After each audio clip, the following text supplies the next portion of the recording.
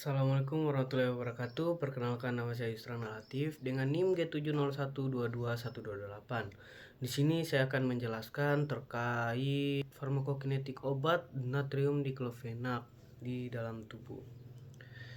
Jadi langsung saja ke latar belakangnya, yang dimana natrium diklofenak sering diresepkan oleh dokter bagi penderita nyeri, terutama yang berkaitan dengan nyeri muskuloskeletal kronis seperti artritis reumatoid, osteoporosis, spondilitis, ankilosa, dan gout.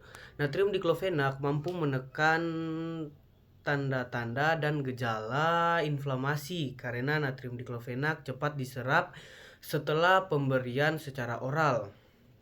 Kemudian adapun tujuan dari penelitian ini yang dimana farmakokinetik natrium diklofenak menjelaskan bagaimana obat diserap, didistribusikan, dimetabolisme, dan dikeluarkan dari tubuh. Memahami proses ini sangat penting untuk mengoptimalkan efek terapeutiknya dan meminimalkan efek sampingnya. Kemudian kita masuk di bagian 1, yaitu absorpsi itu ada beberapa jenisnya, yang dimana di sini kita akan melihat dia kalau obat itu diminum secara oral, yang dimana pemberian oral natrium diklofenak diserap dengan cepat dari saluran pencernaan. Kehadiran makanan dapat menunda laju tetapi tidak tingkat penyerapan. Biasanya konsentrasi plasma puncak dicapai dalam 1 hingga 2 jam setelah pemberian oral.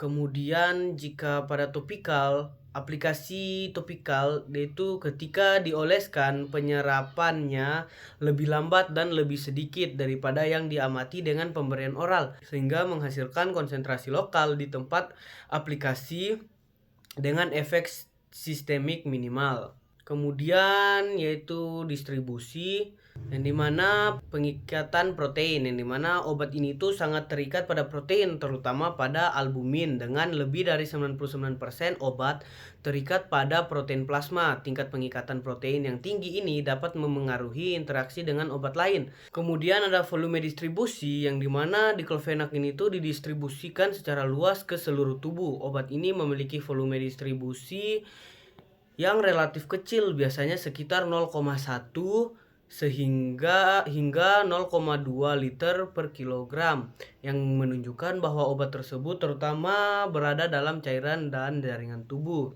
Kemudian yang ketiga yaitu ada metabolisme, yang dimana kita dapat lihat pada gambar yang ada, yaitu adanya masuknya diklofenak ke sel hati, yang dimana diklofenak masuk ke sel hati atau liver cell melalui transporter SLC22A7.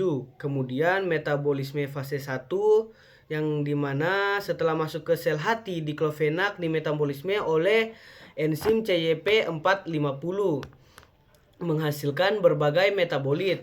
CYP2C9 yaitu 4 hidroksi diklofenak dan 3 hidroksi diklofenak.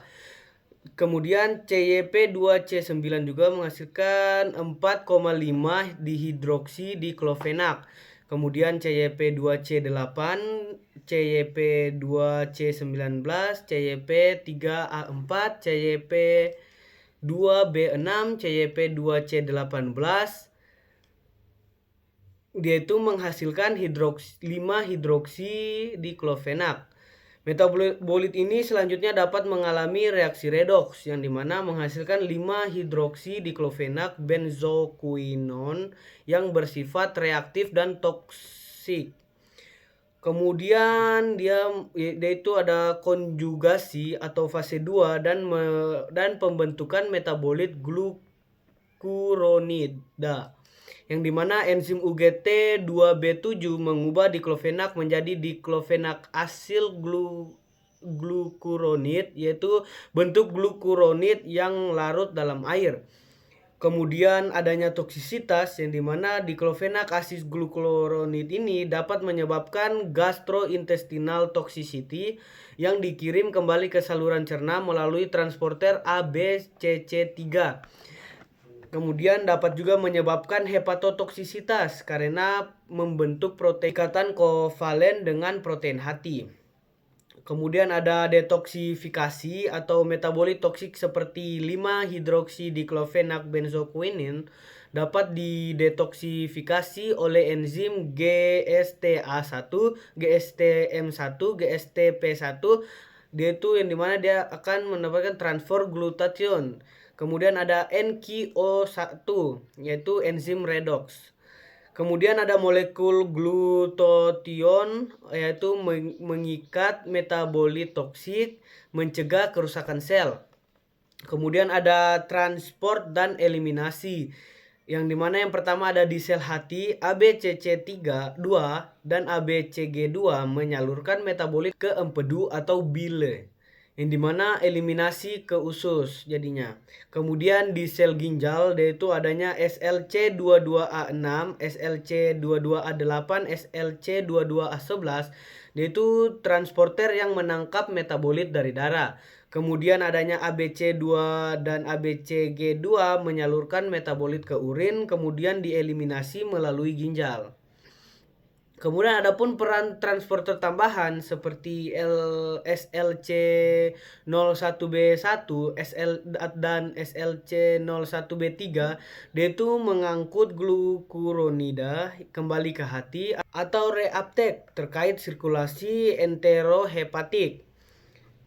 Kemudian adapun kesimpulan dari gambar ini itu menunjukkan bahwa diklofenak itu mengalami metabolisme kompleks di hati oleh enzim CYP dan UGT. Kemudian juga metabolitnya dapat bersifat toksik, terutama diklofenak asil glukuronid dan 5-hidroksidiklofenak benzoquinone. Adapun juga transporter seperti ABC dan SLC memainkan peran penting dalam eliminasi dan distribusi, serta berhubungan dengan efek samping dan risiko toksisitas hati, ginjal, dan saluran cerna. Kemudian adapun mekanisme detoksifikasi glutathione melindungi tubuh dari kerusakan akibat metabolit reaktif.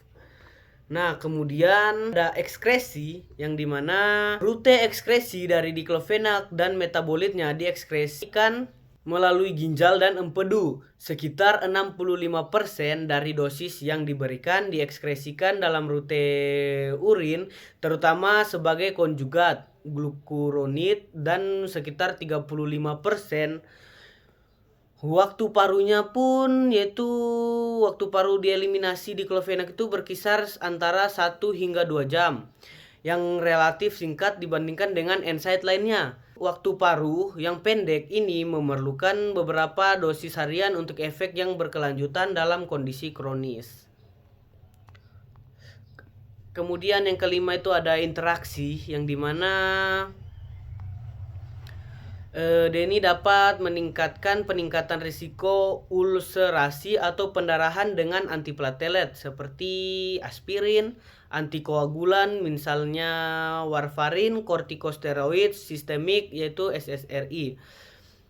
Yang kemudian itu juga dapat menurunkan efek antihipertensi dan meningkatkan risiko nefrotoksisitas obat antihipertensi misalnya beta blocker, ACE inhibitor. Kemudian juga dia dapat memperburuk efek samping dari gastrointestinal dengan glukokortikoid, peningkatan risiko komplikasi kornea, dan penyembuhan yang tertunda atau terganggu dengan steroid topikal. Adapun sekian video dari saya, mohon maaf jikalau ada salah kata. Terima kasih sudah menonton. Bye.